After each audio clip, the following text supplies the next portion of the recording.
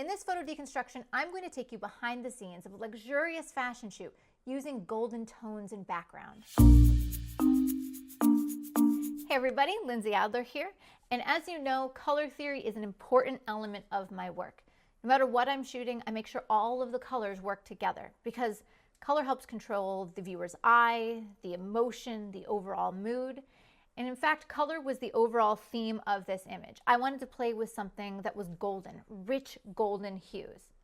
And so when I'm looking at color harmonies, I could either go with monochromatic, so everything is a variation on one hue, or analogous, which means it's colors next to each other on the color wheel.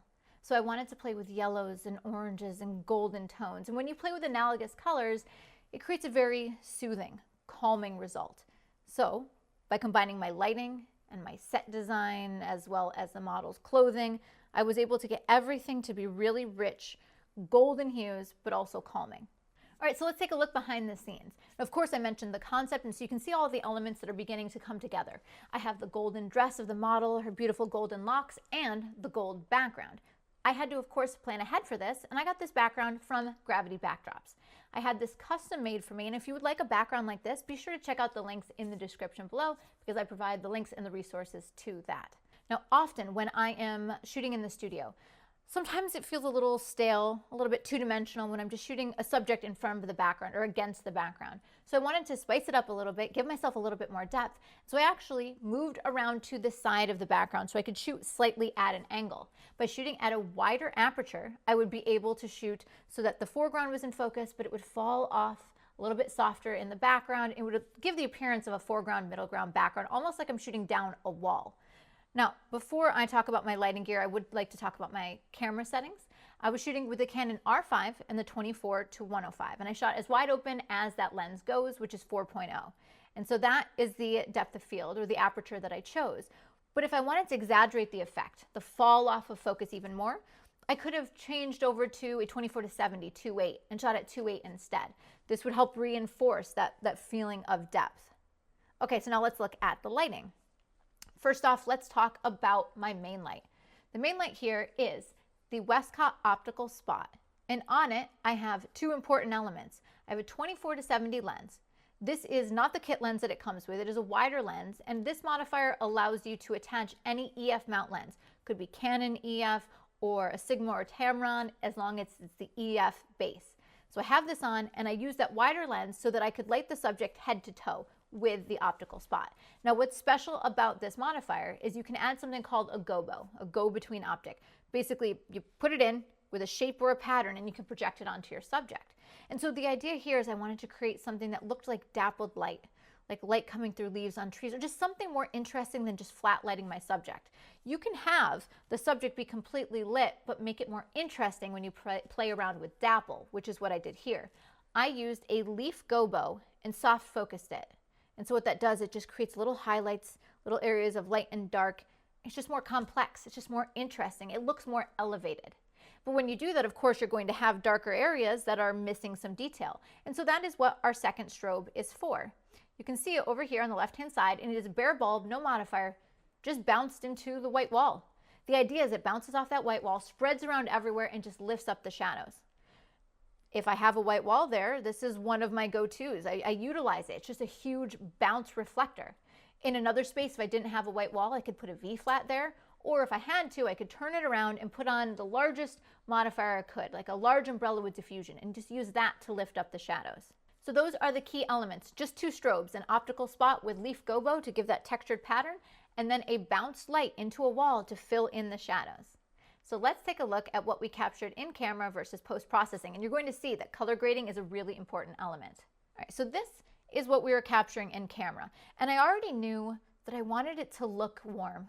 I wanted it to be rich because, again, the whole point was to have everything be golden tones. So I started off shooting on a shade white balance, already warmer than you would normally get if shooting flash or daylight. And so you can see everything is starting to already look yellow, like the skin tone is more yellow than it would normally be, and the background around her is even more rich. But I actually think yellow is not what I wanted. I wanted warm, and so I wanted to adjust that. This is straight out of camera, and so I went in and I used Capture One as my raw processor. And what I did was it made a pretty dramatic change. is I went in and I added contrast. I desaturated, I increased the clarity, and you can see everything gets darker and a little bit richer and a little bit more mysterious. Now, there are many different ways I could have taken this color grade, but this is the direction that was fitting the mood that I was trying to achieve. Now, I'm going to show you what some of those color grading looked like in Capture One, but I do want to show you where we ended up for the final image. So this was straight out of camera. This is what I did with my color grade, and this is what I did with my Photoshop. Now you'll see that the change of body slightly in this as I was fixing a little bit of the distortion in the lens, and then I also extended the background just a tiny bit. So straight out of camera, this is the color grade. So I increased the contrast, clarity, desaturated, and added a little warmth. And then here I added a little reds to the shadows. I smoothed out some of the distracting details like the shadows on the neck, some of the loose hairs, and that got me to the beautiful polished result that I love here. Now, before I show you in Capture One, I shot several images in this series. I shot some of her against the background, some of her leaning with just her shoulder, and each one of these I color graded in a similar way. This is one of the reasons I like color grading in Capture One, is I can really push and pull the file and totally transform what it looks like. Then I can copy those settings and apply it to other images. So it helps me keep relative consistency. All right, so let's just pop over to Capture One real quick. And so this is what the image looked like straight out of camera. This is what it looked like with my color grade. I went pretty heavy with the yellows in the skin, but I could back off that. So let me just show you some of the things I changed. I darkened down the image a little. You can see over here. I warmed it up even more. So instead of just going from cloudy, I went to like 9,000 Kelvin. But when you do so, it makes the skin too warm, too yellow. So I desaturated. I brought down some of the highlights in the skin. And importantly, I added some clarity as well, because this is without clarity and this is with. Now let's talk a little bit about our color grade. I added a teeny bit of coolness to the shadows. And so you can see, so I could add blues if I wanted to contrast, like go across from the yellows. So there would be that area of contrast. Or if I wanted to look a little bit more sun-kissed, a little burnt, I could add magenta. Notice the dramatically different moods this achieves, whether I add the complementary color, so across from yellow, add blue, or add the analogous color and go for something more red magenta. In the end, I pushed a little bit more towards the red magenta for that analogous color scheme because, again, that was part of the concept.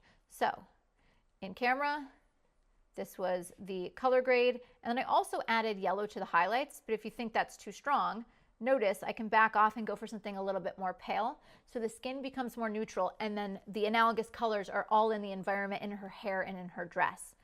So straight out of camera, color grade, and then of course, popping over to the final image. So as you can see in this image, color is essential to its success, and it's in every part of the process, from the selection of the models, the hair choice, the background choice, the wardrobe, and of course, the color grading. So I encourage you to always keep color in mind because it's important through every step of the process.